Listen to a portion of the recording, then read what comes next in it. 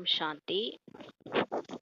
25/1/2025 காலை முரளி. ஓம் சாந்தி. பாப்தாதா மதுபன். சிவ தந்தையே பிரம்மா தந்தையோட உடல்ல அவதரிச்சு நமக்காக ஆசிரியராகி பாடம் எடுக்க வந்திருக்கிறாரு.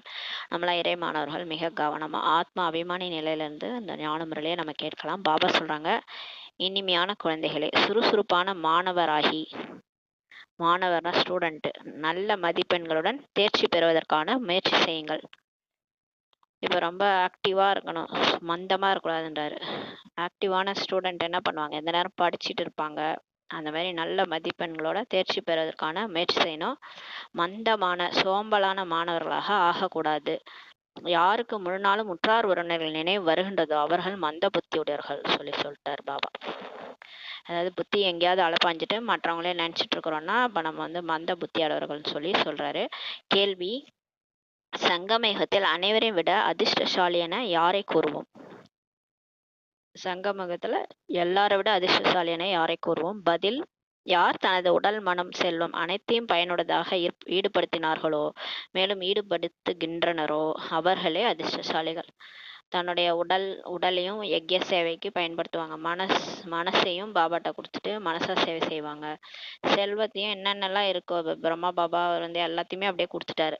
அதே மாதிரி நிறைய பேர் அப்படிதான் சரண்டர் ஆயிருக்காங்க. நிறைய சிஸ்டர் பிரதர்லாம் பார்த்தீங்கன்னா எல்லாத்தையும் அப்படியே ட்ரஸ்ட்ல இதுலேயே பிரம்மகுமாரி இயக்கத்திலே கொடுத்துட்டு அப்படியே சரண்டர் ஆயிட்டு இருக்கிறாங்க. அந்த மாதிரி நிறைய பேர் கொடுத்துட்டாங்க. சிலர் வீட்டில் கீதா பாடசாலை ஓப்பன் பண்ணி அதை பாபாவுடைய சேவையை செய்கிறாங்க. அது மாதிரி யார் பயனுடையதாக ஈடுபடுத்துகிறாங்களோ, மேலும் இப்பையும் ஈடுபடுத்துகின்றனரோ அவங்க தான் அதிர்ஷ்டசாலிகள்னு சொல்கிறாரு. சிலர் மிகவும் கஞ்சத்தனமாக இருக்கிறார்கள், அவர்களுக்கு அதிர்ஷ்டத்தில் இல்லை என புரிந்து கொள்ளப்படுகிறது சொல்கிறாரு. விநாசம் எதிரில் இருக்கிறது. இப்போ விநாசம் எதிரிலே இருக்குது, அப்போ நாமும் ஏதாவது செய்யணும் என அவர்கள் புரிந்து கொள்ளவில்லை சொல்றார். அப்ப எவ்வளோ சீக்கிரம் விநாசம் வரப்போகுது இல்லையா? அப்ப நம்மள்ட்ட இருக்கிறதெல்லாம் நம்ம கொடுத்து ஏதாவது செய்யணும் அப்படின்ட்டு அவங்களுக்கு புரிஞ்சிக்க மாட்டாங்கன்றாரு.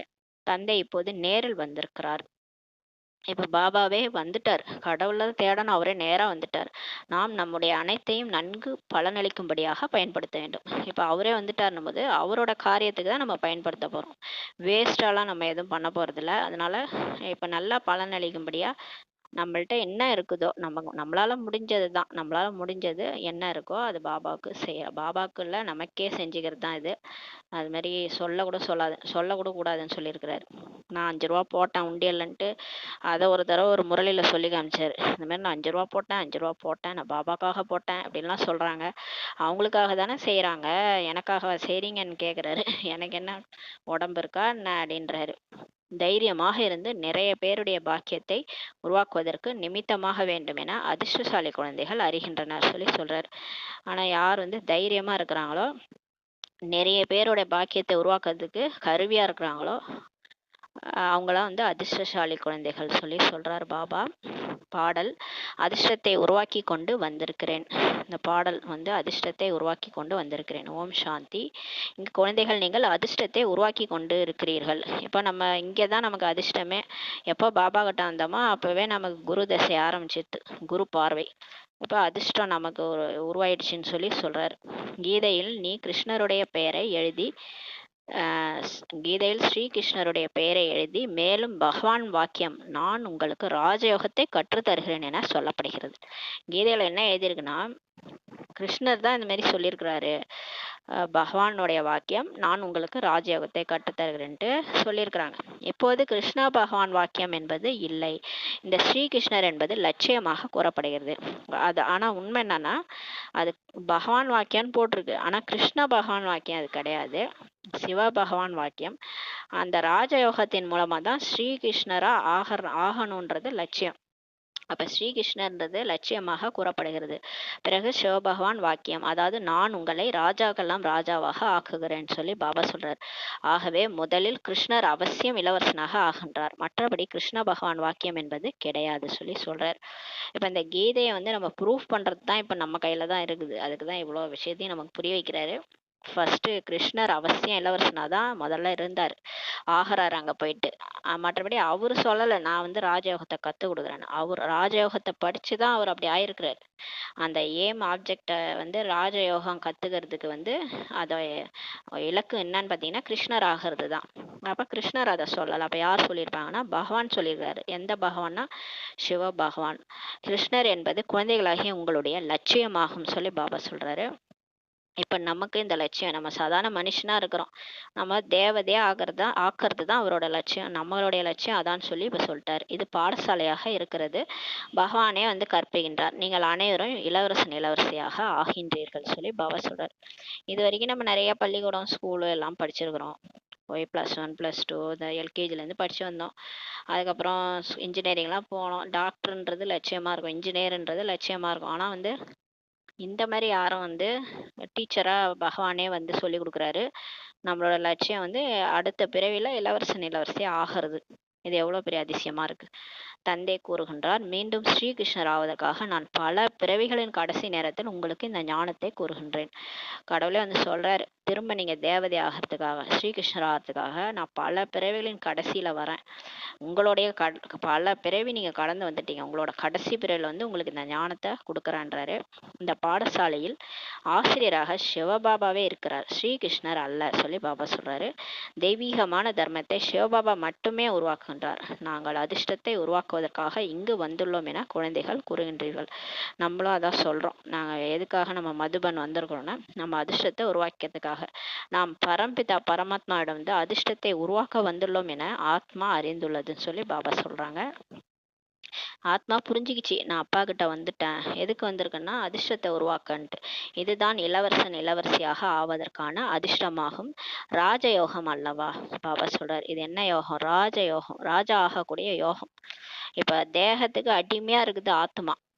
இந்த தேகம் தான் நான் நினைச்சுக்கிட்டு தேக சம்பந்தப்பட்ட எல்லா விஷயத்துலயும் மாட்டிக்கிட்டு, மனசு புத்தி மாட்டிக்கிட்டு எல்லாமே தேகத்துக்கு ஏதாவது ஒண்ணுன்னா உடனே நம்ம பயப்படுறோம். ஏன்னா நம்ம வந்து அடிமையா இருக்கிறோம். இப்ப பாபா வந்து அந்த தேகத்துல இருந்து நம்ம புத்தியை விடுவிச்சு ஆத்மா ராஜாவாக கூடிய அந்த யோகத்தை நம்ம கற்பிக்கிறாரு.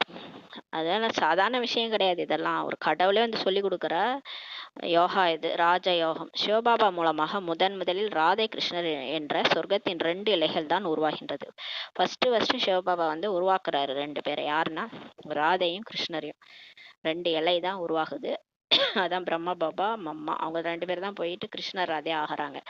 முதல்ல பிரம்மா பாபா உடல்ல வந்து தான் ஞானத்தை சொல்லி ஃபர்ஸ்ட் அவருக்கு புரிய வச்சு அவர் மூலமா மம்மாக்கு, அப்புறம் நமக்கெல்லாம் அப்படியே வருது. இந்த சித்திரங்கள் மிகவும் சரியாக புரிய வைப்பதற்காக உருவாக்கப்பட்டிருக்கிறது சொல்றாரு. இந்த ராதே கிருஷ்ணர் ஓவியெல்லாம் சரியா உருவாக்கப்பட்டிருக்கு. கீதையின் ஞானத்தின் மூலமாகவே அதிர்ஷ்டமே உருவாகின்றதுன்றாரு. இப்ப இந்த ஞானம் மூலமா தான் நமக்கு லக்கு அடிக்குதுன்றாரு. அதிர்ஷ்டம் விழுப்படைந்து இருந்தது, பிறகு துண்டிக்கப்படுகிறது. இப்ப அந்த ஞானத்தை படிச்சு நமக்கு அதிர்ஷ்டம் விழுப்படைகிறது இப்போ. ஆனா அதுக்கப்புறம் அந்த 5 விகாரம் எப்போ புத்தியில அந்த வீக் பாயிண்ட் நமக்கு வரும்போது, அந்த 5 விகாரத்துல பலகீனம் ஏற்படும் போது அந்த அதிர்ஷ்டமே போயிடுதுன்றார். அதனால்தான் இதுல பைபிள்ல காமிச்சிருப்பாங்க. வந்து அந்த ஆதாமுக்கும் ஏவாளுக்கும் கடவுள் சொன்னாரு, சர்ப்பம் தீண்டின பழத்தை சாப்பிடாதீங்க, சாப்பிட்டீங்கன்னா நீங்க இதாயிடுவீங்க, அது வரைக்கும் நீங்க ஜாலியா இருப்பீங்கன்ட்டு ஏதோ சொல்லியிருப்பாரு. அந்த மாதிரி நம்ம அந்த காமம், கோபம், பற்று, ஆசை, அகங்காரன்ற விஷ பாம்புகளை தீண்டாதீங்கன்னு சொல்றாரு சிவபாபா. அந்த 5 விகாரத்துல மாட்டிக்கிறதுனால தான், நஷ்டமோக ஆகாரதுனாலதான் நம்ம வந்து மாட்டிக்கிறோம். இந்த உடல் தான் நானு, இந்த கூட இருக்கிறவங்கலாம் உறவினர்கள்லாம் உண்மை அப்படின்ட்டு நினைச்சிருக்கோம். இதே மாதிரி பல பிறகுகள் இப்படியே தான் நினைச்சு நம்ம அந்த உடலை விட்டு வரும்போது தான் நமக்கு இதெல்லாம் பொய்யின்ட்டு நமக்கு புரிஞ்சுது. இப்பயும் அதே மாதிரி தான். அப்ப இப்ப வாழ்ந்துட்டு இருக்கும் போதே முக்தி நிலையில வாழுங்கன்னு சொல்லி கொடுக்குறாரு. அதுதான் ராஜயோகம். பல பிறவிகளின் கடைசியில் நீங்கள் முற்றிலும் தமோ பிரதானமாக ஆகிட்டீங்க. நீங்க இதே மாதிரி தான் 84 ஜென்மம் எடுத்தீங்க. அதுல கடைசியில இப்ப நீங்க இப்படி ஆயிட்டீங்க. இப்போது மீண்டும் நீங்க இளவரசராக ஆகணும்னு சொல்றாரு. இந்த கோமா பேஷண்ட்டுக்கு சொல்லி புரிய வைப்பாங்களா அந்த மாதிரி இப்ப நீங்க திரும்ப பிரின்ஸ் ஆகணும்ன்றாரு. முதலில் ராதை கிருஷ்ணராக ஆவார்கள், பிறகு அவர்களின் ராஜ்யமே நடக்கும். இந்த மனுஷங்கள்ல இருந்து இங்க போயிட்டு நம்ம தேவதையா அங்க ஆகிறோம். அங்க வந்து முதல்ல ராதை கிருஷ்ணர் வருவாங்க, அவங்களோட ராஜ்யம் நடக்கும். ஒருவர் மட்டும் இருக்க முடியாது அல்லவா, ஒரு ராதை கிருஷ்ணர் கிடையாது. நிறைய பேர் இருக்கிறாங்க. 108 லட்சுமி நாராயணன் இருக்கிறாங்க. அதனால தான் 108 திவ்ய பிரதேசங்கள்லாம் இருக்குது. நம்ம நினச்சிக்கிட்டோம் ஒரே லட்சுமி நாராயணன் தான் இத்தனை கோயில் கட்டியிருக்கிறாங்கன்ட்டு. கடைசியில் எல்லாம் வேற வேறன்றாரு. அத்தனை பேர் இருக்கிறாங்க. 108 பேர் என்ன நினச்சி என்ன மாதிரியே ஆயிருக்கிறாங்க. பாப் சமான் அவங்கள தான் 108 லட்சுமி நாராயணன் சொல்றாரு. ஒருவர் மட்டும் இருக்க முடியாது அல்லவா. சுயம்வரத்திற்கு பிறகு ராதே கிருஷ்ணன்லேருந்து லட்சுமி நாராயணாக ஆவார்கள் சொல்லி பாபா சொல்றாரு. இந்த ராதே கிருஷ்ணர் தான் சுயம்வரம் ஆகி பிறகு அவங்க கல்யாணம் ஆகுது. கல்யாணம் ஆன பிறகு ஒன்று ஒன்று ஒன்று உருவாகுது. சத்தியுகம் அப்போ தான் பிறக்குதே. அது வரைக்கும் கலியுகமாக இருக்கும். கிருஷ்ணர் ராதே வளர்றதெல்லாம் கூட கலியுகத்தில் தான். அதுக்கப்புறம் எப்போ ஒன்று ஒன்று ஒன்று வருதோ அப்போலேருந்து சத்தியுகம் ஸ்டார்ட் ஆயிடும். அப்போ லட்சுமி நாராயணனுடைய ராஜ்யம் நடைபெறும். நரனிலிருந்து இளவரசராக நாராயணராக ஆவது ஒரே விஷயம்தான் சொல்லி பாபா சொல்றார். ஒரே விஷயம்தான். மனுஷன்லேருந்து இளவரசர் ஆகிறதோ இல்லை நாராயணன் ஆகிறதோ ரெண்டும் ஒன்று தான். இந்த லட்சுமி நாராயணர் சொர்க்கத்தின் எஜமானராக இருந்தார்கள் என குழந்தைகள் நீங்கள் புரிஞ்சிருக்கிறீங்க. நம்ம புரிஞ்சுக்கிட்டோம். இந்த லட்சுமி நாராயணன் தான் ஒரு காலத்துல சொர்க்கத்துக்கு எஜமானரா இருந்தாங்க. சங்கமேகத்தில் தான் அவசியம் ஸ்தாபனை ஏற்பட வேண்டும். அப்ப சொர்க்கத்துல அவங்க எஜமானரா இருந்தாங்கன்னா அவங்களோட ராஜ்யம் எப்ப ஸ்தாபனை ஆயிருக்குன்னா அவங்க சங்கமேகத்திலே இது நடந்திருக்கணும்ன்றாரு. எனவே சங்கமேகத்தை புருஷோத்தம சங்கமேகம் என சொல்லப்படுகிறது. ஆதி சனாதன தேவி தேவதா தர்மம் ஸ்தாபனை ஆகும். அதுதான் சங்கமேகத்துல ஸ்தாபனை ஆகுன்றாரு. மற்ற தர்மங்கள் விநாசமாகிவிடும். அததான் கீதையில போட்டிருக்கு. நான் அதர்மம் தலை தூக்கும் போது எல்லா தர்மத்தையும் அழிச்சிட்டு ஒரே தர்மமா ஸ்தாபனை பண்ணுவேன்னு சொல்லியிருக்கிறாரு கீதையில. அது மாதிரி இப்ப ஒரு தர்மம் ஸ்தாபனை ஆகுது. ஆதி சனாதன தேவி தேவதா தர்மம். அதுல எல்லாரும் ஒரே வழி, ஒரே கடவுள், ஒரே இனம், ஒரே குலம் அப்படியே ஃபார்ம் ஆகுது. ஒரே மாதிரி வழி, எல்லாரும் ஒரு ஸ்ரீமத்தை ஃபாலோ பண்ணி ஒரே தர்மம் உருவாகுது. மற்ற தர்மங்கள் எல்லாமே அழிஞ்சிருது அப்படின்னு சொல்றாரு. சத்தியுகத்தில் ஒரே ஒரு தர்மம் மட்டுமே இருந்தது. சொர்க்கத்துல ஒரு தர்மம் தான் இருந்துச்சு. எல்லாரும் ஒரே வழியை தான் ஃபாலோ பண்ணுவாங்க. ஒரே ராஜ்யம் தான் லட்சுமி நாராயணனோட ராஜ்யம். எல்லாம் அவங்கள பார்த்தா மற்றவங்க பிரஜைகளும் அவங்கள மாதிரியே தான் இருப்பாங்க. எல்லாரும் ஒரே மாதிரி தான் இருப்பாங்க. அந்த வரலாறு பூகோளம் மீண்டும் ஏற்படும் சொல்றாரு. இப்போ உலகத்துல பார்த்தீங்கன்னா ஆளாளுக்கு ஒரு தர்மம், ஆளாளுக்கு ஒரு வழிமுறை. அந்த ஹிந்து தர்மத்திலே அத்தனை கடவுள் இருப்பாங்க. அதே மாதிரி கிறிஸ்துவ தர்மத்துல பார்த்தீங்கன்னா அதுலயே விதவிதமா இருப்பாங்க. கேத்தோலிக்னு சொல்லுவாங்க. அது மாதிரி அதுல நிறைய பிளவு இருக்கும். அது மாதிரி இங்க இங்க அப்படி இருக்குல்ல கலியுகத்துல. ஆனா சொர்க்கத்துல ஒரே தர்மம் தான் இருக்கும்னு சொல்றாரு. அந்த வரலாறு பூகோளம் இப்ப திரும்ப ஏற்படும்ன்றாரு. மீண்டும் சொர்க்கத்தின் ஸ்தாபனை ஏற்படும். மீண்டும் கடவுள் தோட்டத்தை படைக்க வந்திருக்கிறார். அங்கு லட்சுமி நாராயணனுடைய ராஜ்யம் இருந்தது. ஃபரிஸ்தானாக தேவதைகளின் வசிப்பிடமாக ஒரு காலத்துல இருந்தது. இப்போது உலகம் எப்படி இருக்குது? அவங்க அந்த லட்சுமி நாராயணன் ராஜ்யம் பண்ண இடம் தான் ஒரு காலத்துல. அந்த இடமே இப்ப எப்படி இருக்குது? அந்த உலகம் இப்போது சுடுகாடாக ஆகிவிட்டது. அனைவரும் காம விகாரம் என்ற நெருப்புல எரிஞ்சு போயிட்டாங்கன்றாரு. சத்தியுகத்தில் நீங்கள் மாளிகையை உருவாக்கினீர்கள். சொர்க்கத்துல நம்ம தான் மாளிகையெல்லாம் உருவாக்கணுன்றாரு. பூமியின் அடியிலிருந்து தங்கத்தால் ஆன துவாரிகை அல்லது இலங்கை மேல் நோக்கி வெளிப்படும் என்பதில்லை. அதுக்காக நம்ம திரும்ப எல்லாம் பூமிக்கு அடியில இருக்கிறதெல்லாம் மேல வரும்லாம் கிடையாது. அப்படியே அந்த மாளிகையே துவாரகை அப்படியே மேல துவாரகை முழுகிருச்சுன்னு சொல்லியிருக்கிறாங்க. அதாவது துவாபர யுகத்துல இருந்தது. கிருஷ்ணர் போன பிறகு அதுவும் முழுகிடுச்சு அப்படிலாம் கதை எழுதியிருக்காங்க. அதே துவாரகை மேல வரும், திரும்ப கிருஷ்ணர் வருவாரு அப்படிலாம் கிடையாது. பாபா சொல்றாரு அதுக்காக தங்கத்தால் ஆன துவாரகை அல்லது இலங்கை மேல் நோக்கி வெளிப்படும் என்பதெல்லாம் கிடையாது. துவாரகை உருவாகும்னு சொல்றாரு. மீண்டும் சொர்க்கம் உருவாகும். புதுசா கட்டுவாங்க. இப்ப ஒரு பில்டிங் இடிஞ்சிடுச்சுன்னா தண்ணிக்குள்ள போயிடுச்சுன்னா அந்த திரும்ப அதே பில்டிங் அடுத்த கல்பத்துல மேல வராது. புதுசா தான் கட்டுவாங்கன்னு சொல்றாரு. அங்க இலங்கை இருக்காது. பொற்கால உலகம் என ராமராஜ்யம் கூறப்படுகிறது சொல்றாரு. அங்க இலங்கை எல்லாம் இருக்காதுன்றாரு. பொற்கால உலகம் ராமராஜ்யம் என்று சொல்லப்படுது. அது ராமராஜ்யம். சத்தியுகன்றது ராமராஜ்யம். ராமன்றது இங்க சிவபாபாவை தான் சொல்றது. சிவபாபா தான் அந்த ராஜ்யத்தை உருவாக்குறாரு. உண்மையான தங்கம் இருந்ததுன்னு பாபா சொல்றாரு. அங்கெல்லாம் உண்மையான இந்த 24 கேரட் கோல்டுன்னுவாங்களே அது இப்பெல்லாம் எல்லாம் பொய் கலப்படமா இருக்குது. அவை அனைத்தும் கொள்ளையடிக்கப்பட்டு விட்டது சொல்றாரு. அந்த எல்லாமே இப்ப அந்த தங்கம்லாம் இல்லைன்றாரு. அந்த காலத்துல அந்த தேவதைகள் வாழ்ந்த இடம்லாம் இப்ப இல்லை. பாரதம் எவ்வளவு செல்வந்த நாடாக ஒரு காலத்துல இருந்தது. இப்போது அனைத்தையும் இழந்து விட்டது என்று நீங்க புரிய வைப்பீங்க. இந்த வார்த்தையை எழுதுவதில் தவறு ஏதுமே இல்லைன்னு சொல்றாரு. சத்தியுகத்துல ஒரே ஒரு தர்மம் தான் இருந்தது. அங்கு மற்ற எந்த ஒரு தர்மம் மதமோ இருக்க முடியாது என உங்களால் புரிய வைக்க முடியும் சொல்லி பாபா சொல்றாரு. நம்மளால எப்படி வேணாலும் சொல்லி புரிய வைக்க முடியும். சொர்க்கத்துல ஒரு தர்மம் தான், ஒரு மதம் தான் இருந்துச்சு சொல்றாங்களா. மற்ற தர்மத்திலலாம், கிறிஸ்துவ தர்மத்துல, இஸ்லாம் தர்மத்துல சொல்றாங்க அல்லாவின் தோட்டம் இருந்துச்சு, அங்க எல்லாரும் நம்மளால போக முடியும் அப்படின்னு நினைக்கிறாங்க. அங்க போனா முஸ்லீமா போக முடியாது, வேணா தேவதையா மாறி வேணா போலாம். அப்ப எந்த ஒரு தர்மமும் அங்க கிடையாது, ஒரே மதம்தான்றத உங்களால புரிய வைக்க முடியும். இது எப்படி முடியும், தேவதைகள் மட்டுமா அங்க இருப்பார்கள் என சிலர் கேக்குறாங்க. அந்த சொர்க்கத்துல தேவதைகள் மட்டுமா இருப்பாங்க, மத்த இந்து முஸ்லீம் கிறிஸ்டின் எல்லாம் இருக்க மாட்டாங்களா?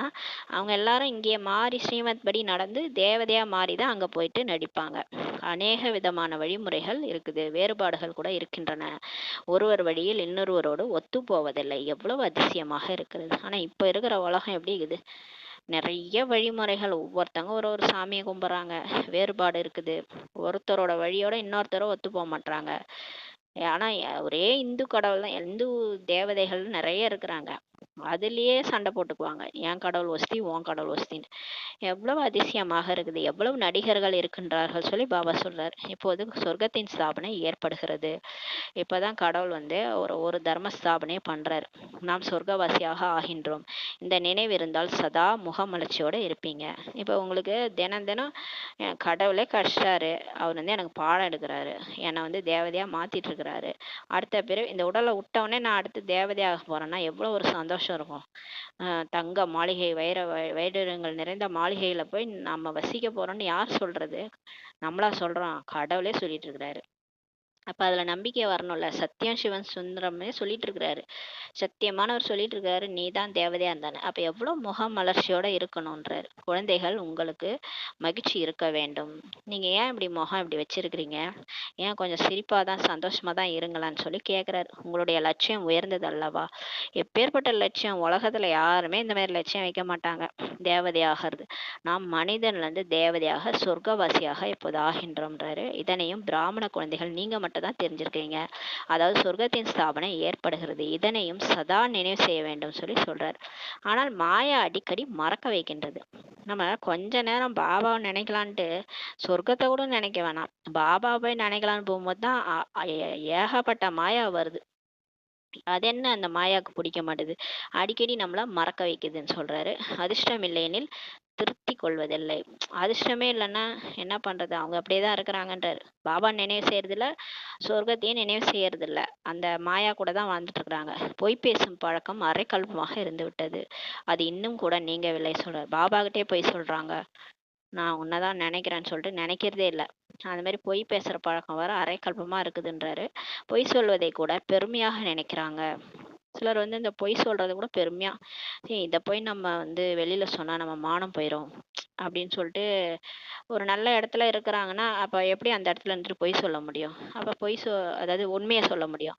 உண்மையை நம்மளால சொல்ல முடியாத போது பொய் சொல்லும் போது அதை கூட பெருமையா நினைச்சுக்கிறோம்னு சொல்லி பாபா சொல்றாரு. இதனையும் விடவில்லை எனில் அதிர்ஷ்டமே இல்லை என்று புரிய வைக்கப்படுகிறதுன்றாரு. இப்ப பொய் பேசுறதெல்லாம் விடலைன்னா உங்களுக்கு அதிர்ஷ்டமே இல்லைன்னு சொல்லி பாபா சொல்றாரு. அவர்கள் பாபாவையும் நினைவு செய்வதில்லை. முழுமையாக பற்றுதலை விட்டால் தான் நினைவு செய்ய முடியும்.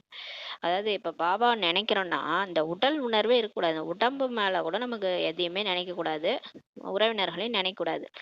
உண்மையா சொல்லணும்னா எதுவுமே நினைவு வரக்கூடாது. அப்படியே அந்த அளவுக்கு ஒரு எப்படி இருக்கும், இந்த லவ்வர்ஸ் எல்லாம் பாத்தீங்கன்னா யாருமே அவங்களுக்கு நினைவு வராது, வெறும் அந்த பிரியதர்ஷினி அவங்க அப்படியே தலைக்கீழ கோலம் போடுவாங்க, புள்ளி வைப்பாங்க, கோலம் போட மாட்டாங்க, தலைக்கீழ தண்ணி புக்கை வச்சு படிச்சுட்டு இருப்பாங்க, என்னன்னே அவங்க நேர்ந்து விட்ட கோழி மாதிரி இருப்பாங்க. அந்த மாதிரி நம்ம வந்து பாபாவை நினைக்கணும். அதாவது எல்லாமே மறந்து போயிடும், உலகமே இருக்கக்கூடாது. நான் வந்து பரந்தாமத்துல புள்ளியா பாபா கூட இருக்கேன், இந்த உலகமே என் கண்ணுக்கு தெரியல, எல்லாத்தையும் மறந்துட்டேன் அப்படின்ற மாதிரி நினைக்கணும்.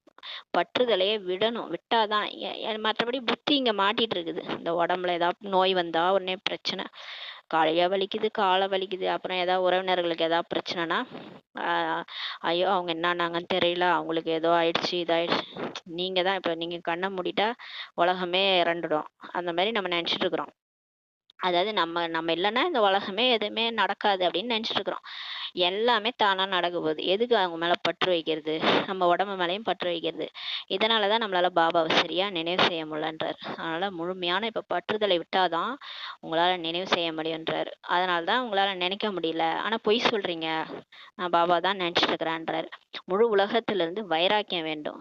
முழு உலகமே உங்களுக்கு பிடிக்கக் கூடாது. உண்மையா பாபா மேல அன்பு இருந்தா உலகமே உங்களுக்கு பிடிக்காம போயிடணுன்றாரு. உற்றார் உறவினர்களை பார்த்தும் பார்க்காமல் இருக்க வேண்டும். எல்லார் கூடயும் இருக்கணும். ஆனா வந்து எல்லார் மேலயும் மனசு வைக்க கூடாது.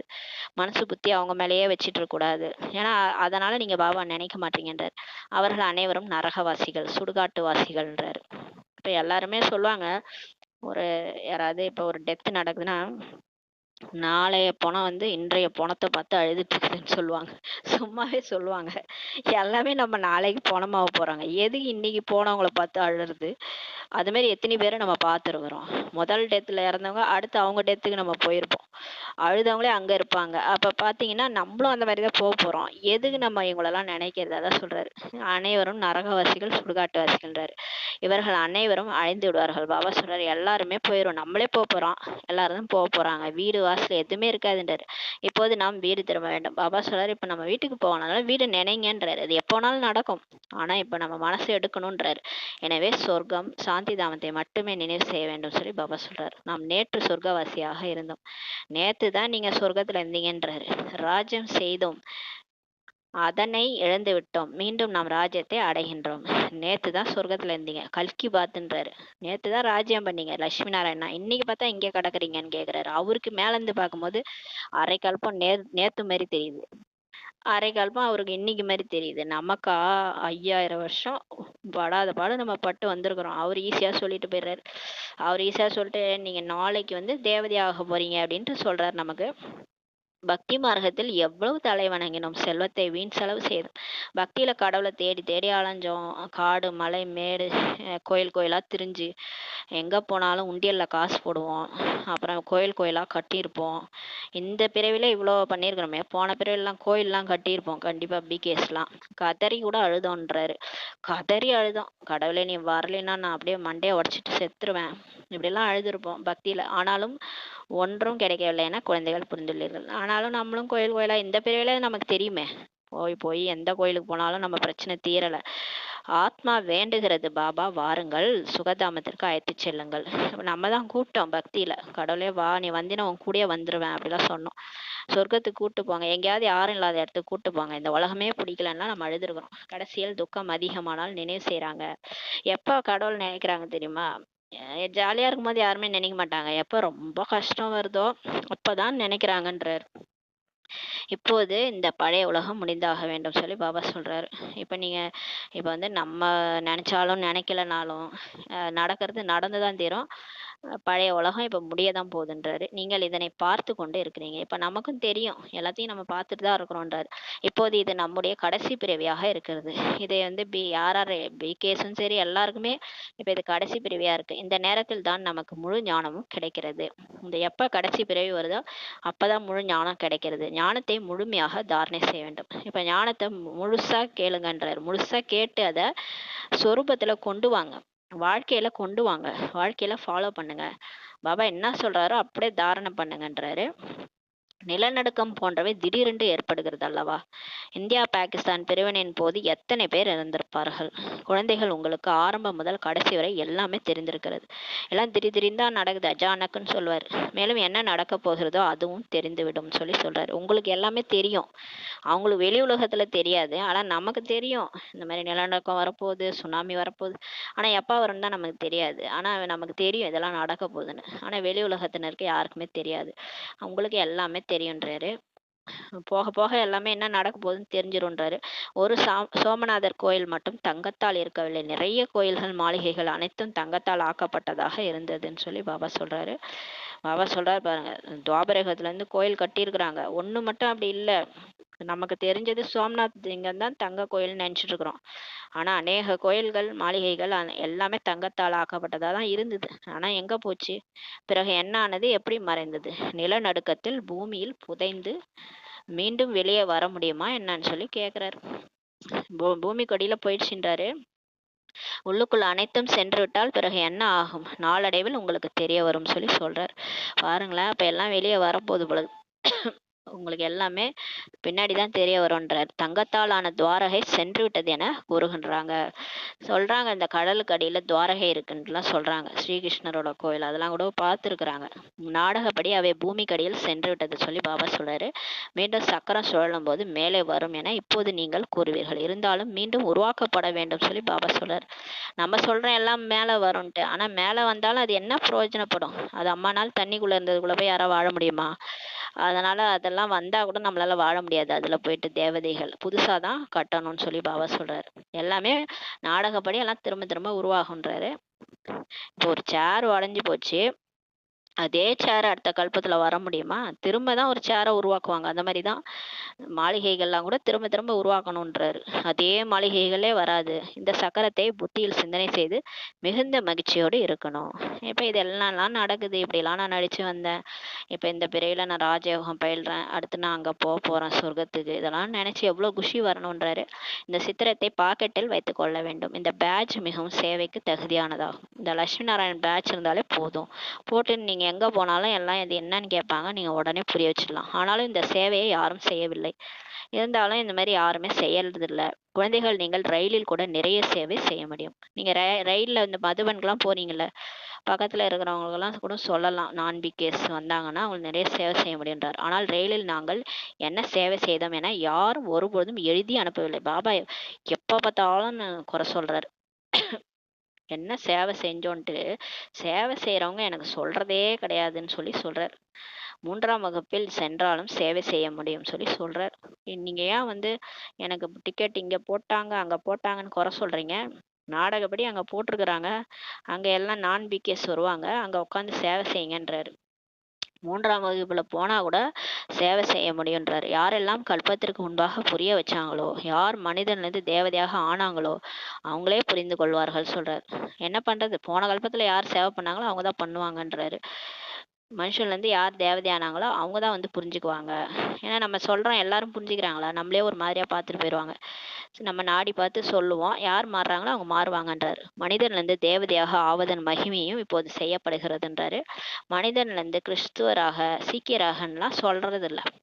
பாட்டே நம்ம பாட்டு நம்மளே எழுதியிருக்கிறோம். நம்மளதுலே பாட்டு இருக்குது. மனிதன் என்பவன் தேவனாகலாம், வாரி வாரி வழங்கும் போது வள்ளலாகலாம். அப்ப வாரி வாரி வழங்கும் போது தான் தேவதை ஆக முடியும். அதான் சொல்றாரு. அந்த மகிமை கூட இருக்கு. யாருமே இந்த மாதிரி பாட்டு பாடினதில்ல. மனுஷங்க கிறிஸ்துவராகலாம் சீக்கியராகலாம்லாம் பாட்டு பாடல. மனிதன்ல இருந்து தேவதையாக தான் ஆனார்கள். அதாவது ஆதி சனாதன தேவி தேவதா தர்மம் ஸ்தாபனை செய்யப்பட்டதுன்னு சொல்லி பாபா சொல்றாரு. மற்றபடி அனைவரும் தனது தர்மத்துல போயிருவாங்க. கல்ப மரத்தில் எந்தெந்த தர்மம் இருக்கிறது, மீண்டும் எப்போது ஸ்தாபனையாகும் என காட்டப்பட்டிருக்கிறது. இந்த கல்பவிருட்ச மரம் இதுல தெளிவா இருக்குன்றார் பாபா.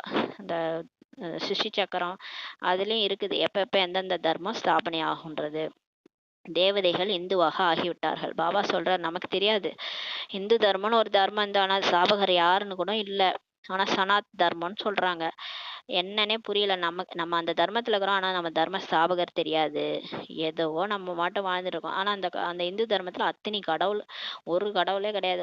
அது அவங்க எல்லாம் தேவதைன்னு கூட நமக்கு தெரியாது. இது வரைக்கும் வழிபட்டுட்டு கோயில் கோயிலா நம்ம போயிட்டு வந்துட்டு இருக்கிறோம். எந்த கேள்வியும் நம்ம கேட்கல. பாபா தான் சொல்லிதான் தெரியுது, தேவதைகள் தான் இந்துவா மாறிட்டாங்க அப்படின்ட்டு. இந்துவிலிருந்து பிறகு வெவ்வேறு மதத்திற்கு மாறிட்டாங்கன்னு சொல்லி சொல்றாரு. அப்புறம் நிலநடுக்கம் வரும்போது அவங்கவுங்க எங்கெங்க இருந்தாங்களோ அங்கேயே தங்கிட்டாங்க. மத மாற்றமும் ஏற்பட்டு வேற வேற மதத்துக்கு போயிட்டாங்கன்றாரு. இப்ப அவங்கெல்லாம் திரும்ப வருவாங்கன்றாரு. சிலர் கிறிஸ்துவரா மாறியிருக்காங்க, சிலர் ஜெயினர்களா மாறியிருக்காங்க, சிலர் புத்தர்களா கூட மாறியிருக்காங்க, புத்த தர்மத்துல கூட. அதனால எல்லாம் திரும்ப வருவாங்கன்றாரு. இந்த அதனாலதான் வெளிநாட்டுலலாம் போய் சேவை நடக்குது. பாபா சேவை பண்ண வச்சு அங்க இருக்கிற குழந்தைகளையும் மாத்துறாரு. யாரெல்லாம் தனது உயர்ந்த தர்மம் கர்மத்தை விட்டுவிட்டு வேற மதங்களுக்கு சென்று விட்டார்களோ அவர்களும் திரும்பி வருவார்கள் சொல்லி பாபா சொல்றார். இப்ப யாரெல்லாம் இந்த ஹிந்து தர்மம் ஆதி சனாதன தேவி தேவதா தர்மத்தை கர்மத்தை விட்டுட்டு வேற எங்கெங்கேயோ போயிட்டாங்களோ திரும்பி வருவாங்கன்றார். பிற்காலத்தில் சிறிதளவு புரிந்து கொண்டு பிரஜைகளாக வருவார்கள். அவங்களாம் கொஞ்ச நாள் கழிச்சு தான் கடைசியா தான் வருவாங்க. ஆனா பிரஜையா தான் வருவாங்கன்றாரு. ஏன்னா அவங்கள பிரஜைகள் தான் வெளியே போயிட்டாங்கன்றாரு. வேற தர்மத்துக்கு மாற்றலாய் போயிட்டாங்கன்றாரு. தேவி தேவதா தர்மத்தில் அனைவரும் வர முடியாது அல்லவா? எல்லாராலையும் தேவி தேவதா தர்மத்துல வர முடியாதுன்னு சொல்லி பாபா சொல்றாரு. அனைவரும் தனது தர்மத்தின் பிரிவுகளில் செல்வார்கள் சொல்லி பாபா சொல்றாரு. இப்ப எல்லாரும் அவங்கவுங்க தர்மத்தின் பிரிவுகளில் போவாங்கன்றாரு. உங்களுடைய புத்தியில் எல்லா விஷயங்களும் இப்போது இருக்கின்றன சொல்லி பாபா சொல்றாரு. உலகத்தில் என்னென்ன செய்து கொண்டிருக்கிறார்கள், தானியங்களை உருவாக்குவதற்கு எவ்வளவு ஏற்பாடுகள் செய்கின்றனர், பெரிய பெரிய எந்திரங்களை ஈடுபடுத்தியும் ஒன்றும் கிடைக்கவில்லை சொல்லி பாபா சொல்றாரு. இப்ப நமக்கு எல்லா விஷயங்களும் இப்ப வந்துருச்சு புத்தியில. இப்போ உலகத்துல என்னென்னலாம் செஞ்சுட்டு இருக்காங்கன்னா, தானியங்களை உருவாக்குறதுக்கு நிறைய ஏற்பாடு பண்ணிட்டு இருக்காங்க. பெரிய பெரிய எந்திரங்கள்லாம் உருவாக்கி பண்ணிட்டு இருக்காங்க. உலகம் இப்போ தமோ பிரதானமா தான் ஆகணும்னு சொல்லி சொல்றாரு. ஏனியிலிருந்து இப்ப கீழே இறங்கி தான் ஆக வேண்டும். நாடகத்தில் எதெல்லாம் பதிவாகி இருக்கிறதோ அது இப்போ நடந்து கொண்டே இருக்கும் சொல்லி பாபா சொல்றாரு. பிறகு புதிய உலகத்தின் ஸ்தாபனை ஏற்படும். இப்ப என்னெல்லாம் நடக்குதோ அதெல்லாம் போன கல்பத்துல நடந்தது, அது நடக்கும்ன்றாரு. அதுக்கப்புறம் புது உலகம் வந்துடும். அறிவியல் மூலம் இப்போது எதனை நீங்க கற்றுக்கொண்டிருக்கிறார்களோ இதில் இன்னும் குறுகிய காலங்களில் மிகவும் திறமசாலியாக ஆவார்கள் சொல்லி பாபா சொல்றாரு. இப்ப இந்த அறிவியல்ல சயின்ஸ்ல என்னென்னமோ சேட்டலைட் போறது, ரோபோட்டு அது இதுன்னு இப்ப ரோபோட்டை வச்சு என்னென்னமோ கண்டுபிடிச்சிட்டு இருக்காங்க. அதுவே வேலை செய்யுது. ஏஐ ஆர்டிஃபிஷியல் இன்டெலிஜென்ஸ் வச்சு என்னென்னமோ கண்டுபிடிச்சிருக்காங்க. அதை வச்சே அதுவே வேலை செய்யற மாதிரி எல்லாத்துக்கும் மிஷின் கண்டுபிடிச்சிட்டாங்க. சாமான் வளர்க்குறது, வீடு பெருக்கிறது, வீடு தொடச்சி கூட விட்டுருது மிஷினு. அந்த மாதிரிலாம் நிறைய திறமைசாலியா ஆவாங்கன்றாரு. அவங்க இன்னும் கொஞ்ச காலத்துல இன்னும் திறமைசாலியா ஆவாங்கன்றாரு. இதன் மூலம் அங்கு மிகவும் நல்ல நல்ல பொருட்கள் உருவாகும். இதெல்லாம் எதுக்காகனா சொர்க்கத்துக்காக தான். அதனால அவங்க எல்லாத்தையும் கத்துக்கிட்டு அங்க செய்வாங்கன்றாரு. சொர்க்கத்துல இந்த மாதிரி எதுவுமே நமக்கு வேலையே இருக்காது. ஆத்மா அப்படியே ரொம்ப ஃப்ரீயா இருக்கும். இந்த விஞ்ஞானம் அங்கு சுகத்தை கொடுப்பதாக தான் இருக்கும் சொல்லி சொல்றாரு. இங்கு சுகம் குறைவாக இருக்கிறது. ஆனா இங்க விஞ்ஞானம் நமக்கு துக்கம் கொடுக்குது. ஒரு ஏரோப்ளேன் கண்டுபிடிச்சாங்க, ஆனா ஏரோப்ளேன் வெடிச்சிருது. அதுல நிறைய பேர் செத்து போயிடுறாங்க.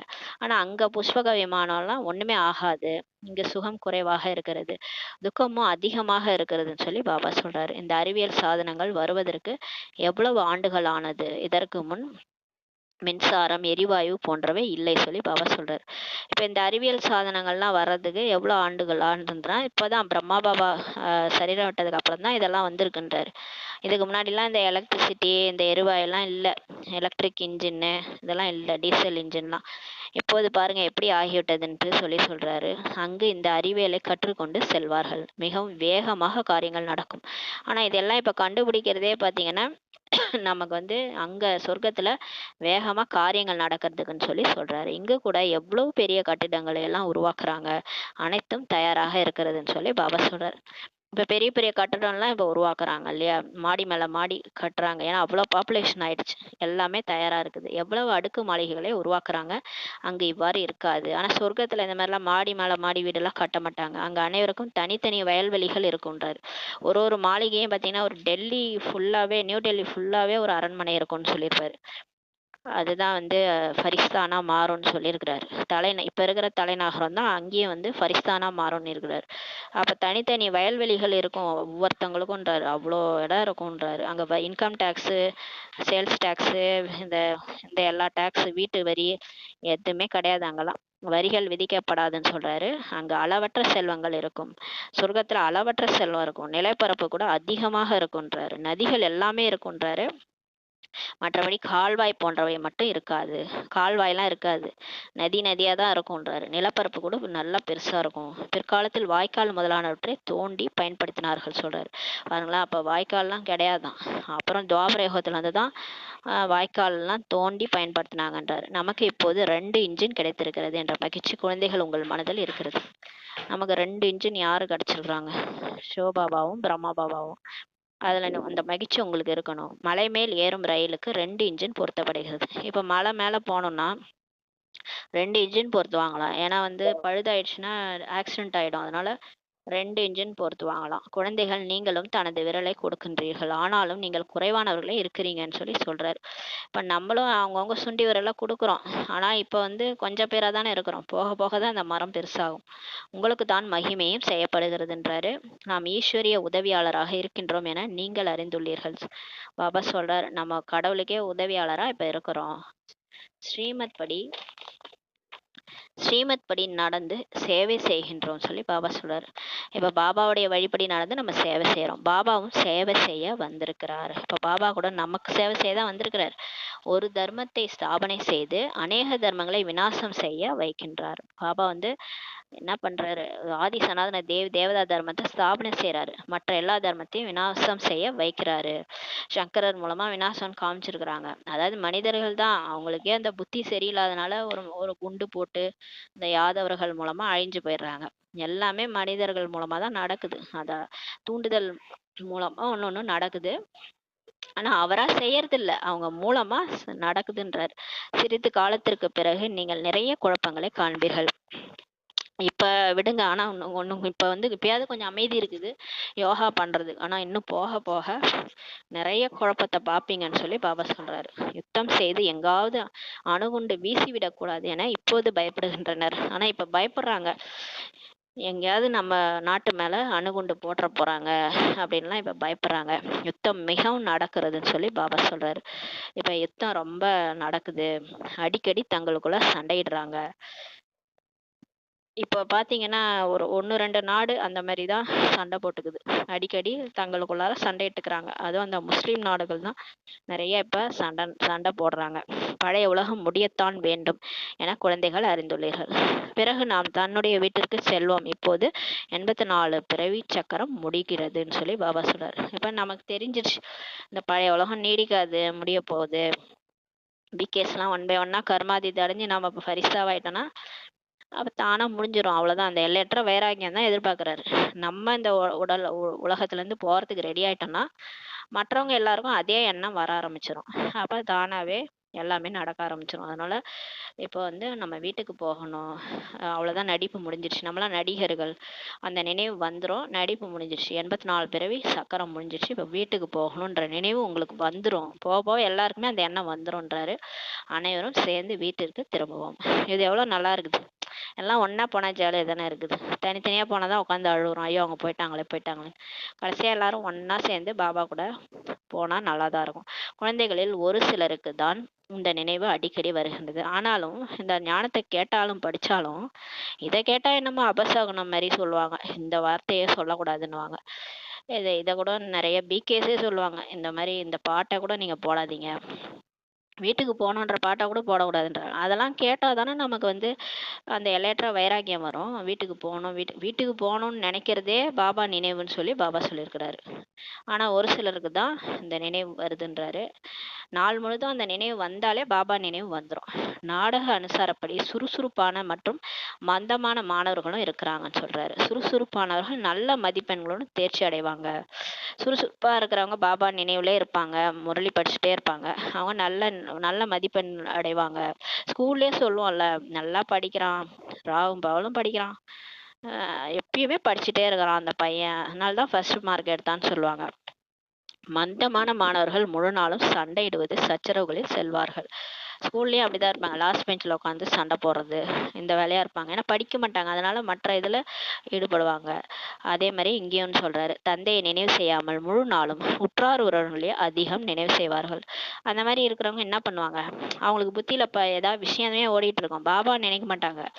ஆனா அந்த உற்றார் உறவினர்கள் பத்தியே நினைச்சிட்டு இருப்பாங்க. இங்க அனைத்தையும் மறந்தாக வேண்டும் சொல்லி சொல்றாரு. நான் ஆத்மா, இந்த சரீரம் எனும் வாள் தொங்கி கொண்டிருக்கிறது சொல்லி பாபா சொல்றாரு. நான் ஆத்துமா, இந்த சரீரம் கூட என்னது கிடையாது, இது ஒரு வாள், இது இப்ப தொங்கிட்டு இருக்குதுன்னு நினைச்சுக்கங்கன்றாரு. நாம் கர்மாதி நிலை அடையும் போது இந்த வாள் விலகிவிடும்.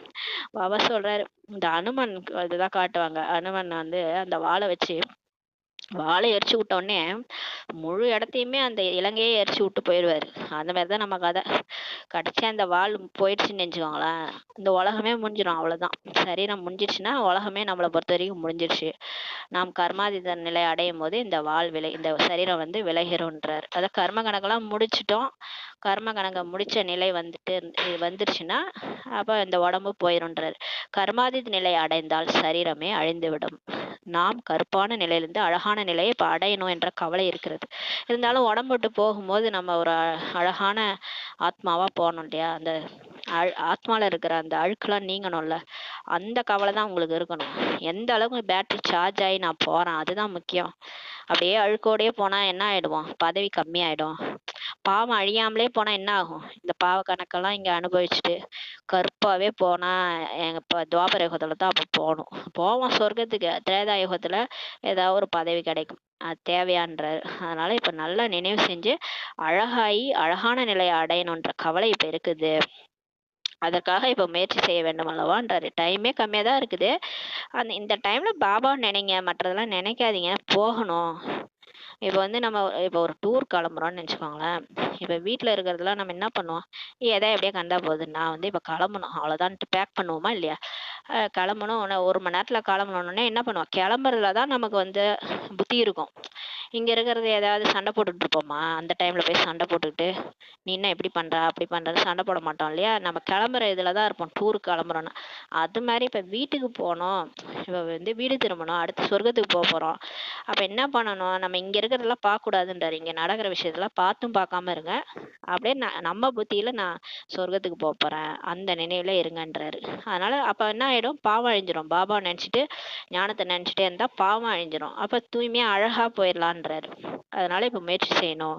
கண்காட்சியில் மிகவும் முயற்சி செய்கின்றீர்கள். கண்காட்சியில கூட நிறைய முயற்சி செய்றீங்க எல்லாருக்கும் எக்ஸ்பிளைன் பண்றதுக்கு. மகேந்திரன் போபால் எவ்வளவு தைரியமாக செய்து காட்டினார். போபால்ல ஒரு பிகே மகேந்திரன் அவர் பேரு. அவர் தைரியமா செய்து காட்டினாராம். தனியாக இருந்து எவ்வளவு முயன்று கண்காட்சி செய்தார். அவர் தனியாவே அவரே வந்து முயன்று ஒரு கண்காட்சி அமைச்சாராம். இப்ப நிறைய கண்காட்சிகள் வந்துருச்சு.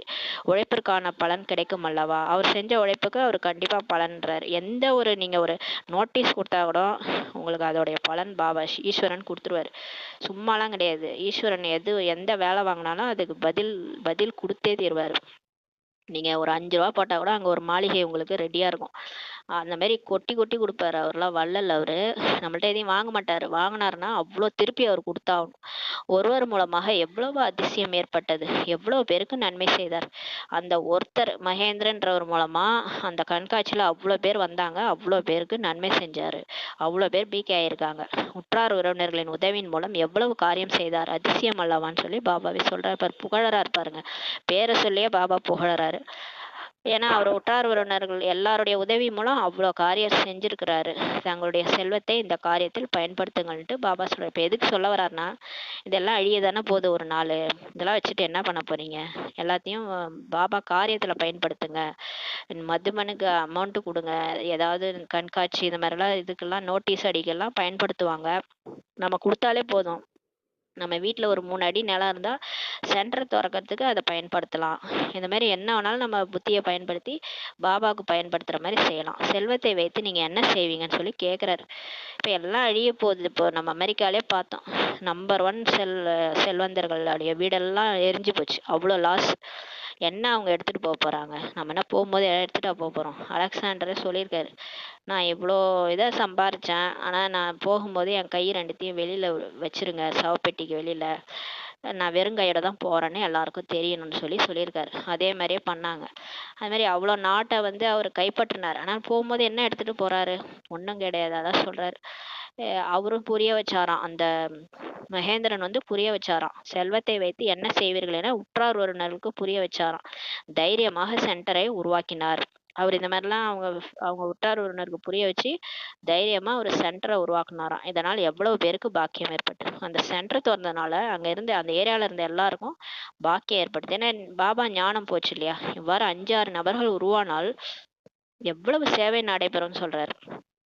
பாபா சொல்றாரு பாருங்க. சென்டர்ல திறந்து ஒரு 5 to 6 பேர் வந்தாலே போதுன்றாரு. அவங்க போய் ஒரு நிறைய பேருக்கு சொல்லிட்டு இருப்பாங்கன்றாரு. அவ்வளோ சேவை நடைபெறுன்றாரு. சிலர் மிகவும் கஞ்சத்தனமாக இருக்கின்றனர். பிறகு அவர்களுக்கு அதிர்ஷ்டம் இல்லை என புரிந்து கொள்ளப்படுகிறது சொல்லி பாபா சொல்றாரு. சிலர் வருவாங்க, ஞானத்தை கேட்பாங்க, அப்படியே போயிடுவாங்க. முரளி புக்கு வாங்குவாங்க, புக்கு எங்கேயோ கிடக்கும், அவங்க படிக்க மாட்டாங்க. அந்த மாதிரி இருக்கிறவங்க எல்லாம் கஞ்சத்தனமானவங்கன்னு சொல்லி சொல்றாரு. விநாசம் எதிரில் இருக்கிறது. நாமும் ஏதாவது செய்வோம் என்பதே அவங்களுக்கு புரியலன்றாரு. இப்போது மனிதர்கள் ஈஸ்வரன் பெயரில் தானம் செய்தாலும் எதுவுமே கிடைக்கிறது இல்லைன்னு சொல்லி சொல்றாரு. இப்ப பக்தியில நம்ம செஞ்சோம், என்ன பண்ணோம்? போய் அன்னதானம் செஞ்சோம், வஸ்திர தானம், ஈஸ்வரன் பேரால தான் செஞ்சோம். கோயில்ல போய் ஈஸ்வரன் கோயில்ல போயிட்டு செஞ்சோம். ஆனா அதனால ஒரு பிரயோஜனம் இல்லைன்றாரு. சொர்க்கத்தில் சொர்க்கத்தின் ராஜ்யத்தை கொடுப்பதற்காக ஈஸ்வரன் இப்போது வந்திருக்காரு. ஆனா அந்த ஈஸ்வரனே எங்க வந்திருக்கிறாரு? கோயில்ல அவருடைய வைப்ரேஷன் இருக்கு. ஆனா உண்மையா சைத்தன்யமா மவுண்ட் போல தாதி மேல வந்துட்டாரு. வந்துதான் இதெல்லாம் சொல்லிட்டு இருக்கிறாரு. இப்ப பிரம்மா பாபா உடம்புல வந்திருக்காரு. தாதி சின்ன நந்தி அவங்க அவங்க உடம்புல வந்தாரு. வந்து பேசிட்டு இருக்காரு நம்மள்ட்ட. இதெல்லாம் செய்யுங்கன்றாரு. அப்ப அவர் வாயால அவர் சொல்லும் போது நம்ம செய்யணும். தானம் புண்ணியம் செய்வோருக்கு எதுவுமே கிடைக்காது. மற்றபடி அந்த நீங்க தானம் புண்ணியம் எல்லாம் செஞ்சு வரீங்க, பக்தினால உங்களுக்கு எதுவும் கிடைக்காதுன்றாரு. சங்கமேகத்தில் யார் தனது உடல் மனம் செல்லும் அனைத்தையும் பயனுள்ள வகையில் மற்றும் பயன்படுத்துகின்றனரோ அவர்கள்தான் அதிர்ஷ்டசாலி. அதனாலதான் நம்ம பக்தியில வந்து வில்வ இலை காட்டுவாங்க. சிவன் தலையில வில்வ இலை வைப்பாங்க. அது என்னன்னா இங்க நம்மளுடைய உதாரணம் தான் அது. இந்த சங்கமேகத்துல யாரு உடல் மனம் பொருள் எல்லாத்தையும் அந்த வில்வ இலையை வந்து 3 இலை காட்டுவாங்க. ஒரு இலை வந்து உடல், இன்னொரு இலை நடுவுல இருக்கிறது பெரிய இலை, அது மனசு, ரெண்டாவது 3வது இலை வந்து செல்வம். இந்த 3 இலைய வந்து நம்ம பாபா தலையில வைக்கிறோம். அதாவது இப்ப நம்ம சமர்ப்பிக்கிறத தான் லிங்கத்துக்கு மேல அதை நம்ம வைக்கிறோம் பக்தியில. இந்த மாதிரி யார் செய்றாங்களோ, இப்ப உடலையும் கொடுக்கணும், மனசா சேவையும் செய்யணும், மனதையும் கொடுக்கணும். மனசுல அந்த கண்ட குப்பையெல்லாம் வெளியேற்றிட்டு இறைவனை கொண்டு வந்து மனசுல வைக்கணும். பாபாவை நினைக்கணும், புள்ளியா நினைச்சு பாபாவை நினைக்கணும். செல்வத்தை எல்லாம் பாபாவுக்கு நம்மளால முடிஞ்சதை நம்ம கொடுத்து உதவி செய்யணும். அவங்கதான் அதிர்ஷ்டசாலின்றாரு. அதிர்ஷ்டம் இல்லை எனில் புரிந்து கொள்ள மாட்டார். ஆனா இன்னமும் நிறைய பிகேஸ்க்கு கஞ்சமா இருக்கிறாங்கன்றார். அதிர்ஷ்டம் இல்லை, அதனால புரிஞ்சிக்க மாட்டாங்க. அவர்களும் பிராமணர்கள், நாமும் பிராமணர்களாக இருக்கின்றோம். நாம் பிரஜாபிதா பிரம்மா குமார் குமாரிகள், இவ்வளவு பேர் பிராமணர்களாக ஆகியிருக்கிறாங்க. அவர்கள் சரீர வம்சாவளி பிராமணர்கள், நம்மளோ வாயு வம்சாவளி பிராமணர்கள் சொல்லி பாபா சொல்றார். சிவஜெயந்தி சங்கமேகத்தில் தான் நடைபெறுகின்றது. இப்போது சொர்க்கத்தை உருவாக்குவதற்காக மண்மனாபவ என்னும் மந்திரத்தை தந்தையே வந்து கொடுக்கின்றார். இப்ப கடவுள் எதுக்கு வந்திருக்காரு? சொர்க்கத்தை உருவாக்கத்துக்கு தான் வந்து இந்த மண்மனாபவ அந்த மந்திரத்தை நம்ம கொடுக்குறாரு. நீங்கள் என்னை நினைவு செய்தால் தூய்மையாகி தூய்மையான உலகத்துக்கே எஜமானராக ஆயிடுவீங்கன்னு சொல்லி பாபா சொல்றாரு. இப்ப பாபா நினைச்சா போதும் நம்ம சொர்க்கத்துக்கு போயிடலான்றாரு. இவ்வாறு யுக்தியோடு நோட்டீஸ் தயார் செய்யணும். இந்த வேர்ட்ஸ் எல்லாம் எழுதி ஒரு நோட்டீஸ் அடிச்சு எல்லாருக்கும் கொடுக்கணும். உலகில் நிறைய பேர் இருக்கின்றனர் அல்லவா, அங்கு சென்று நோட்டீஸ் கொடுக்க வேண்டும். இப்போ எங்க வைராக்கியம் இருக்குதோ, எல்லைக்குட்பட்ட வைராக்கியம் எப்ப வரும் தெரியுமா? யாராவது இறந்து போயிட்டாங்கன்னா, ச்சே என்ன வாழ்க்கை இது, என்ன நிலையே இல்லாம இருக்கு, நேத்து பார்த்தா இன்னைக்கு போயிட்டாரேன்ட்டு அழுவோம். அப்ப வந்து அந்த இடத்துல ஒரு வைராக்கியம் வருது இல்லையா? அப்ப நம்ம ஒழுங்கா இருக்கணும், யாரையும் திட்டக்கூடாது, அப்படிலாம் நமக்கு தோணும். எல்லாரோடையும் ஒத்துமையா வாழணும். அந்த டைம்ல போய் நீங்க நோட்டீஸை கொடுத்தீங்கன்னா கொஞ்சம் மண்டையில ஏறும், உரைக்கும்ன்றாரு.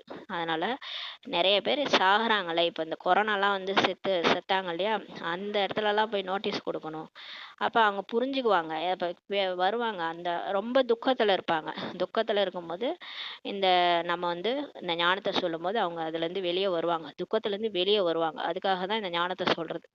தந்தை வரும்போது பழைய உலகம் முடிந்து பிறகு சொர்க்கத்தின் கதவுகள் திறக்கப்படும் சொல்லி சொல்றாரு. இப்ப பாபா வரும்போது தான் இந்த பழைய உலகம், அந்த மகா காளேஸ்வர் வந்து தான் முடிக்கிறாரு. முடிச்சு சொர்க்கத்தினுடைய கதவு ஓப்பன் ஆகுது. நம்ம தான் ஓப்பன் பண்ணணும்.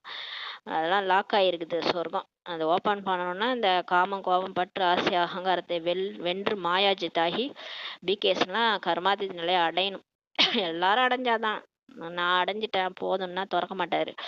நீ யாரு கூட போய் ராஜ்யம் பண்ணுவ, தனியா போய் உக்காந்துக்குவியா அப்படின்னு கேட்பாரு. நம்ம மட்டும் மாறக்கூடாது, எல்லாரையும் மாத்தணும். நான் எல்லாருக்கும் இந்த ஞானத்தை சொல்லணும். நான் மட்டும் தெரிஞ்சுக்கிட்டேன், நான் மட்டும் இருக்கிறேன்றதுக்கு இது வந்து பக்தி கிடையாது. பக்தியில போவாங்க, எந்த கோயிலுக்கு போறாங்கன்னு கூட சொல்ல மாட்டாங்க, எப்படி குழந்தை பிறந்துச்சுன்னு சொல்ல மாட்டாங்க, மற்றவங்க சொல்றதே எல்லாத்தையும் மறைப்பாங்க. அது பக்தி. இது ஞானம். ஞானன்றது விஸ்வ கல்யாணக்காரி, உலகத்துக்கே நல்லது செய்யறவங்க. நான் பெற்ற இன்பம் பெருக வையகம்னா எல்லாருக்கும் சொல்லுங்கன்றாரு. அப்பதான் சொர்க்கத்தின் கதவு கேட்டே ஓபன் பண்ணுவார். இப்போது சுகதாமத்திற்கு செல்ல வேண்டுமானால் அதற்கான மந்திரமே உங்களுக்கு மன்மனாபவ சொல்லி சொல்றாரு. அவ்வாறு நல்ல தரமான பேப்பரில் நோட்டீஸ் தயார் செய்து எல்லார்ட்டையும் அனைவரிடமும் இருக்கணும்ன்றாரு. இப்ப நமக்கு எல்லாமே அதெல்லாம் செஞ்சுட்டாங்க, எல்லார் கையிலும் இருக்குது. மயான பூமியிலும் நோட்டீஸ் கொடுக்க வேண்டும். அந்த எங்க வந்து இது சுடுகாடு இருக்கோ அங்க போய் நோட்டீஸ் கொடுங்க. குழந்தைகளுக்கு சேவையில் ஆர்வம் வேண்டும். ஆனா நிறைய குழந்தைகள் ஆர்வமா சேவை செய்யணுன்றாரு. சேவைக்காக யுக்திகள் நிறைய கொடுக்குறாரு பாபா. முரளிலே சொல்லிடுறாரு, பாருங்க இந்த மயானத்துக்கு போங்க, யாரு நிறைய இடத்துல இறக்குறாங்களோ அங்க போய் கொடுங்க, சிவன் கோயிலுக்கு போங்க. நிறைய இடத்துல சொல்லியிருக்காரு, சிவ பக்தர்கள்ட்ட சொல்லுங்க, என்னுடைய பக்தர்கள் தேவதை லட்சுமி நாராயணுடைய பக்தர்களுக்கு சொல்லுங்க. எவ்வளோ நமக்கு யுக்தி சொல்லியிருக்கிறாரு. இவற்றை நன்றாக எழுதி கொள்ள வேண்டும். லட்சியம் எழுதப்பட்டிருக்கிறது. புரிய வைப்பதற்கு நல்ல யுக்தி கூட வேண்டும் சொல்லி பாபா சொல்றாரு. நல்லது.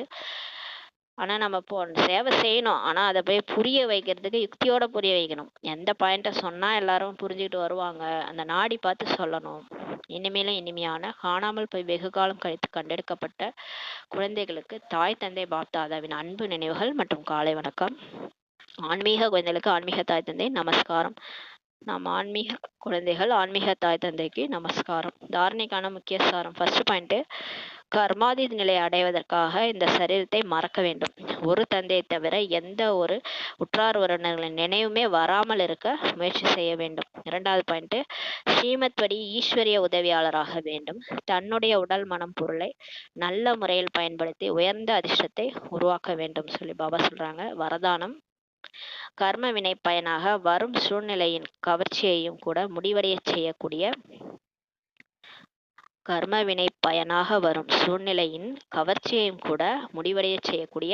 சம்பூர்ண நஷ்ட மோகத்தை வென்றவர் ஆகுகன்ற வரதானம் கொடுக்குறாரு. இப்போ நமக்கு வர பிரச்சனை எல்லாமே யார் தெரியுமா காரணம்? எது தெரியுமா காரணம்? நம்ம செஞ்ச கர்மா தான். என்னை யாராவது திட்டுறாங்கன்னா, நான் போன பிறவில அவங்கள திட்டியிருப்பேன், இல்லை இந்த பிறவிலே கூட கொஞ்ச நாளைக்கு முன்னாடி அவங்கள திட்டியிருப்பேன். அதை நான் திரும்ப வாங்கி தானே ஆகணும். அதெல்லாம் என்னோட கர்மா, நான் பண்ண கர்மா எனக்கே விளையுது. அப்ப அந்த கர்ம வினை பயன் சூழ்நிலையால எல்லாம் வருது. அந்த கவர்ச்சியில போய் மாட்டிக்காதீங்க. அதை கூட நீங்க முடிவடை செய்யக்கூடிய சம்பூர்ண நஷ்ட மோகத்தை வென்றவரை ஆகுகன்றவர் தானே கொடுக்குறாரு. இப்போது வரை இயற்கை மூலம் உருவாகி இருக்கும் சூழ்நிலைகள் மனோநிலையை தன் பக்கம் கொஞ்சம் கொஞ்சம் கவர்ச்சி செய்கிறது. இப்போ வரைக்கும் பிகேஸ் எல்லாருக்கும் கவர்ச்சி இருக்கு. எதுன்னு மேலனா, இந்த இயற்கை மூலம் இப்போ உருவாக இருக்கிற சூழ்நிலைகள் அந்த மனோநிலையை அது பக்கம் இழுக்குதுன்றாரு. அனைத்தையும் விட அதிகமாக தன்னுடைய தேகத்தின் கணக்கு வழக்கு தான். மேக்சிமம் எல்லாத்துலயும் தப்பிச்சிருவாங்க. ஆனா உடம்புல ஒரு நோய் வந்துட்டா போதும், அதையே சொல்லிட்டு கிடப்பாங்க, எனக்கு முடியல. எல்லா பிகேஸும் அப்படிதான். அதிகமா தன்னுடைய தேகத்தின் கணக்கு வழக்கு தான் முடிக்க வேண்டியதாரு. ஏன்னா 63 ஜென்ம பாவ சுமை தலை மேல இருக்கு. அது உடம்புல தான் காட்டும், வேற எங்கேயும் காட்டாது. உடம்புல தான் பிரச்சனை கொடுக்கும். அதை நம்ம தாங்கிதான் ஆகணும். ஏன்னா அது கணக்கு வழக்குன்றாரு. கர்ம வினை பயன் ரூபத்தில் வரக்கூடிய சூழ்நிலைகள் தன் பக்கம் இப்போது கவர்ச்சி செய்கிறது. இப்ப அதனால நம்ம அதையே நினைச்சுக்கிட்டு பாபா நினைக்க மாட்டோம்ன்றாரு. அதனாலதான் ஆத்ம உணர்வுல நம்ம என்ன செய்யணும்னா, இந்த உடல்ல இருந்து நம்ம வெளியே வந்த மாதிரி இமேஜின் பண்ணணும். இந்த உடல் ஒரு ஜடம், நான் வெளியே வந்திருக்கிறேன். இப்ப காலு கீழே இருந்து நான் வரேன், காலுக்கு சக்தி கொடுக்குறேன். காலில் எங்க பிரச்சனையோ அங்க எல்லாமே வலி நீங்குது, அந்த இடம்லாம் சுகமா மாறுது. சுகத்தின் அதிர்வலைகள் பரமாத்மாவுடைய அதிர்வலைகள் காலுக்கு போகுது, முட்டிக்கு போகுது, முட்டியில ஃபுல்லா குணமாகுது. எங்க உடம்புல பிரச்சனையோ அந்த இடத்துல போயிட்டு பாபாட்ட சுகம் வாங்கி கொடுத்துட்டே இருக்கணும். அப்படியே ஒரு பகுதியா மேல தலைப்பகுதி, மூளைப்பகுதி எல்லாத்துலயும் பாபாவோட சக்தி சுகம் நிரம்புது. உடல் முழுக்க ஆரோக்கியமா ஆகுது அப்படின்ட்டு நான் வேற இந்த உடல் வேறன்ட்டு நீங்க சக்தி கொடுக்கணும். அப்பதான் உடம்புல இருக்கிற அந்த கணக்கு வழக்கு முடியும்.